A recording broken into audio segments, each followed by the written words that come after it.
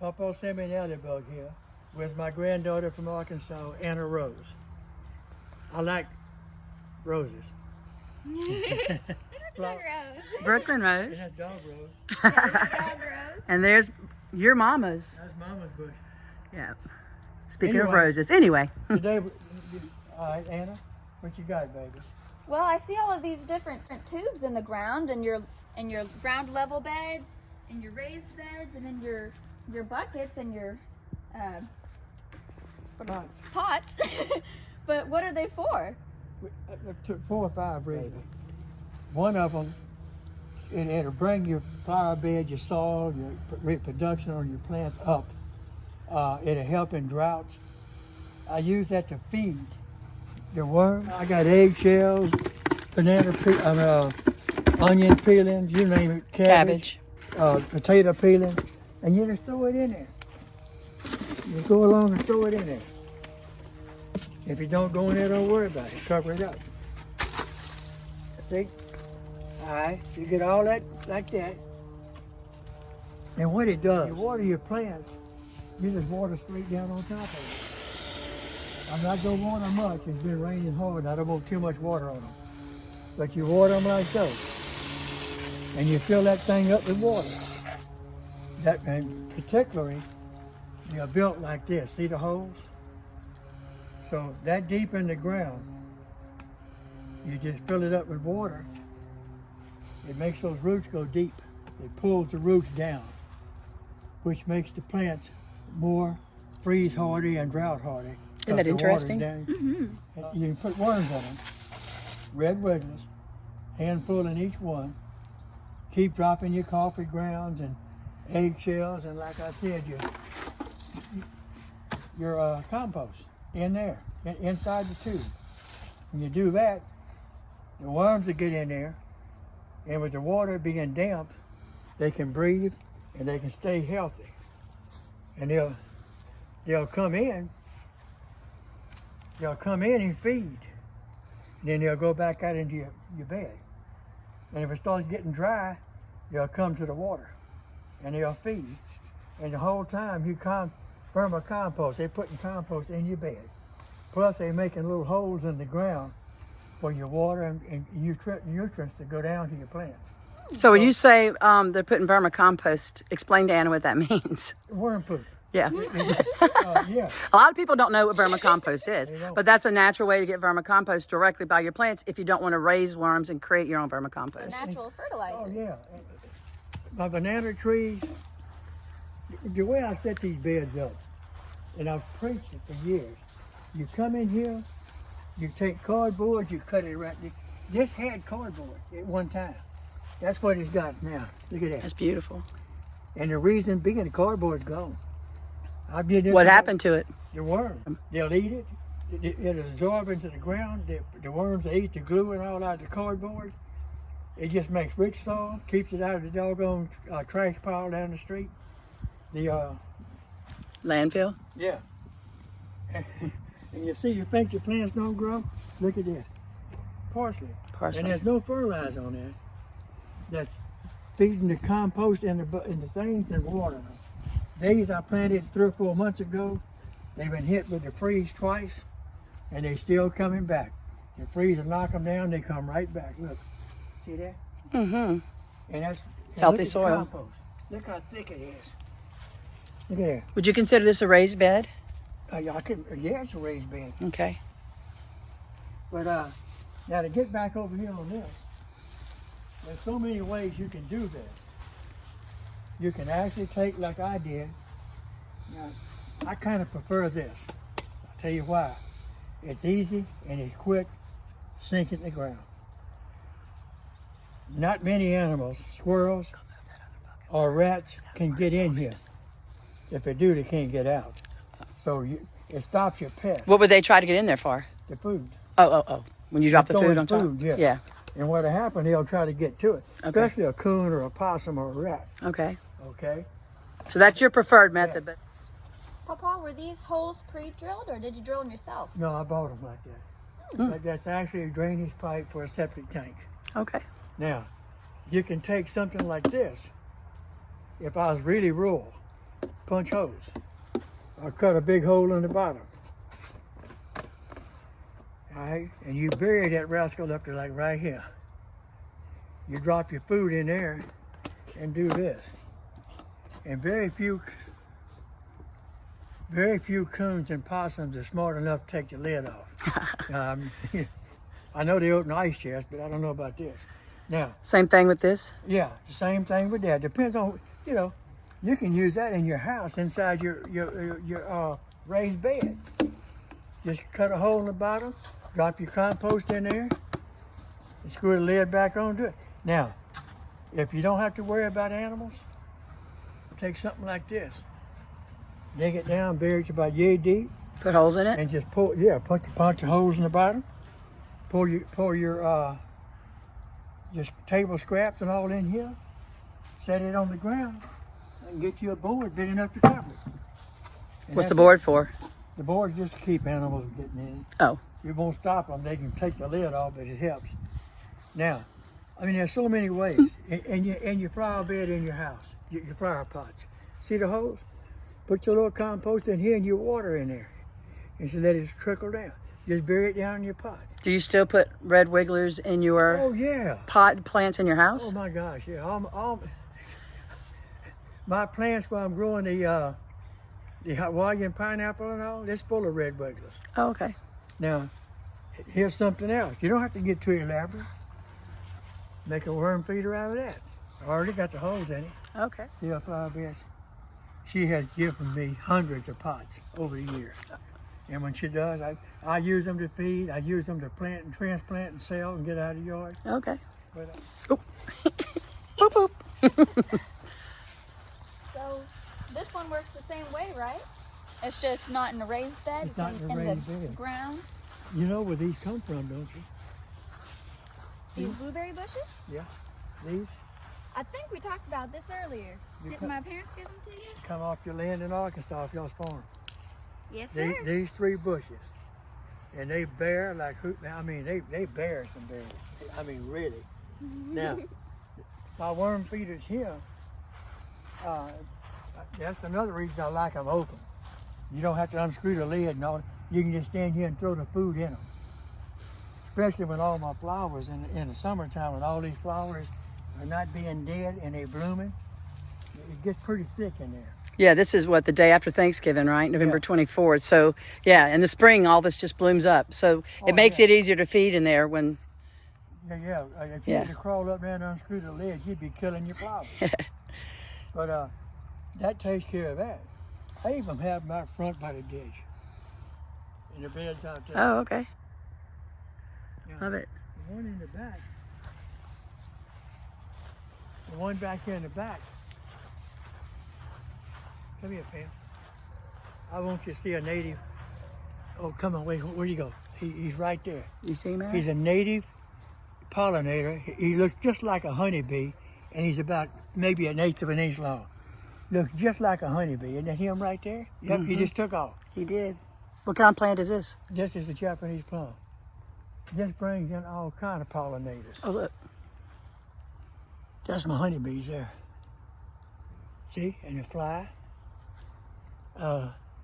You got butterflies and them little bitty bees. Little bitty. Oh, see. Oh. They look just like a honeybee and just about 1/8 of an inch long. Anyway, now in the back here, what I did when I was feeling spunky one day, I had a lot to do. This was my water here at one time. Oh. And what happened was I got an idea one day, and from the faucet, I run an automatic timer over here, and I set it. And when I have this bed in use, it's been sitting here 2 years. When this bed's in use, I turn the water on. Every 2 days, it'll water for like 5 minutes. And I run the water to here, then I spliced off one underground, right there, and run it over to him to water Viscum. So I'll also water Viscum. And if it's compost to keep these beds going. It keeps them full of worms and cardboard. Look, see? Ever so Oh, yeah. often, Every so often, I'll come in here, every week or two, a month or two, whenever I feel like it. I'll lay another layer of cardboard and another layer of compost. And I've been doing that for years. When you say compost, what are you referring to? Pine straw, grass clippings, Leaves? oh Lord, leaves, yeah. I mean, and usually I chop and drop. See that? I'm fixing to harvest my ginger. See that? And that's harvested out. All this is going back in there. Plus about that much pine, grass clippings. See, look. Everything's full of, look. See that? And look at that dirt. Oh, if they follow the method of pine straw, grass clippings, and leaves, it'll make good soil for the plants? Look at the leaves. Look. That's a lot of rich soil under Oh, there. yeah. Oh, is it rich? Look at it. You can't get soil any better than that. Are there worms in there? Oh, I hope to smile there's worms in there. There's worms in there. I think there's worms in the yard. What kind of bush is this? You know, Anna? Looks like a rose bush. Is it a rose bush? Blackberry. Blackberry, oh. Blackberries with thorns. Ooh. Blackberries without thorns. Hey, I like those better. Anyway, they get huge. Those are kind of tart. These are a little sweeter. This is blackberry without thorns too. Boy, So what is this bin, Pawpaw? What is this It's a bin? compost bin. It's pretty well. Look at that. I need to wet that down and get it started again. What do you put in there? Anything I can get my hands on. Such as? If I pull up something along the fence that I don't necessarily want in my flowers, I'll throw it in here and let it go down. Can you throw poison ivy in there? Or Do what now? poison ivy? No. No? I usually just burn it. You don't get the smoke. Because the smoke will get you too. Does it spin? Oh yeah, it's been.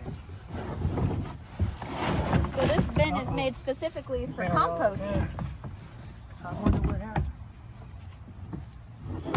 Oh, there you go. It is bent, yeah. Ask him again. So Pawpaw, this bin is specifically made for composting only? Definitely, yes. So you can get this, where'd you get this one? A friend of mine bought it and moved to a place where she didn't have a garden, and she said, "Go get it," but she'll, So I went and picked it up. Brought Nice. So gifted to you. Yep. That's cool. A lot of the stuff is gifted. Where are these rocks from, Dad?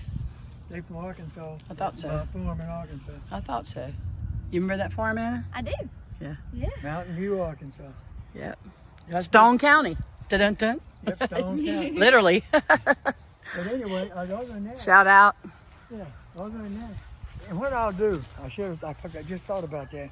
Those flower pots with the holes, if you bless with ground as clay, just absolutely clay, what you can do is, you can take that pot, dig a hole 3 or 4 inches deep, set the pot in it.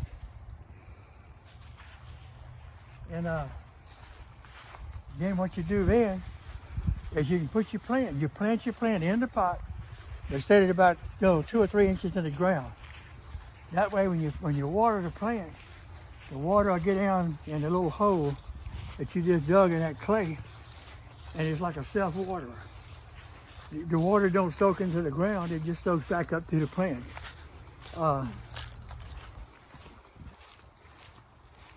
See it like this?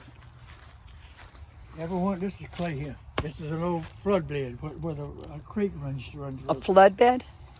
Oh, there's a creek behind this fence? Oh yeah, it's a big holler behind the fence. Oh, that's where the tree stood that hit y'all. Yeah. Right there. Remember that, Anna? I do. But anyway, that's what you do. You just dig a little hole, let your pot be about 1 inch or 2 in the ground, keep it watered, and usually they'll hang in there. Boy, the bees is not too active today.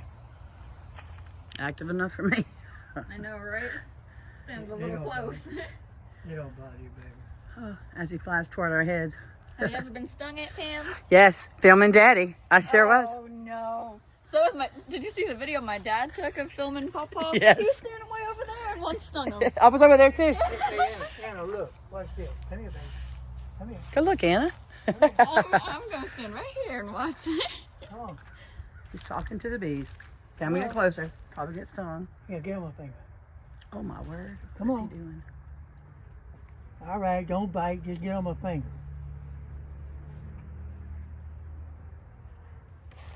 Can they get in? Oh, yeah. Where? Oh, that little bitty hole? They go in there and down there. Oh my gosh. See how small that hole is? Look at him come out. Oh my gosh. They look hungry. at him. They can get through a small hole, believe me. Anyway, basically, Tell her why you have that brick in the water, Daddy. where they don't drown, they'll sit on the brick and just soak up the moisture. If they Okay. get into the water, they'll drown. What about a tip, huh? So if you want to water your bees or give water to your bees, make sure you put something for them to stand on. That's an added bonus tip to this video. The water's clean, and the reason it's turning green is rainwater. It's not chlorinated water, but the green won't hurt them. It's just a slime. It won't hurt them. An algae. Algae. Use the cardboard, people. It keeps it out of the landfill, and it improves the quality of soil big time. And the worm towers. And the worm towers. You combine that in your garden, and it don't happen overnight. It takes 3 or 4 or 5, 6 months, but you'll start seeing the improvement. It'll really improve. So they kind of set their garden or their flower bed ahead of everybody else's, possibly. That's right, because the cardboard will actually hold moisture underneath that mulch until it decays.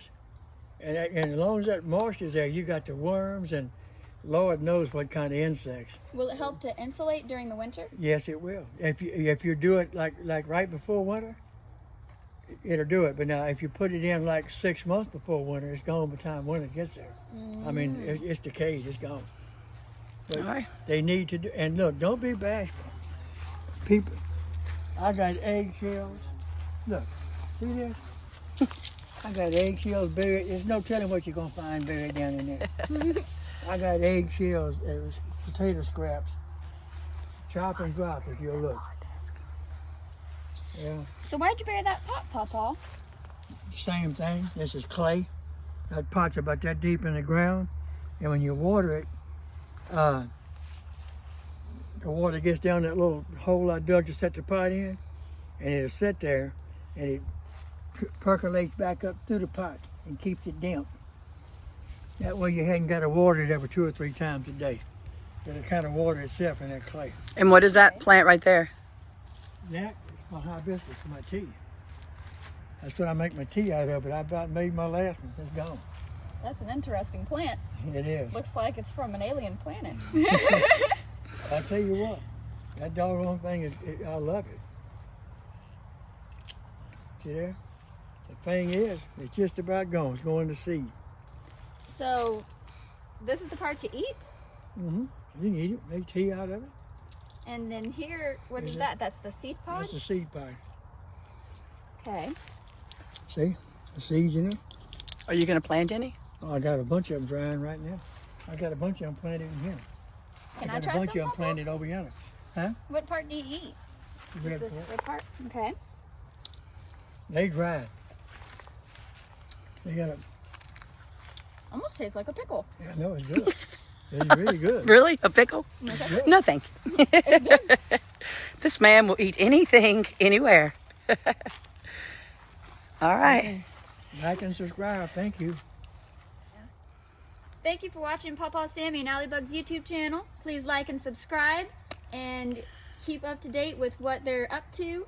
He's doing a whole bunch of projects almost every day. And we hope you enjoyed learning about the worm tubes and the mulch and the bees and everything else Pawpaw teaches.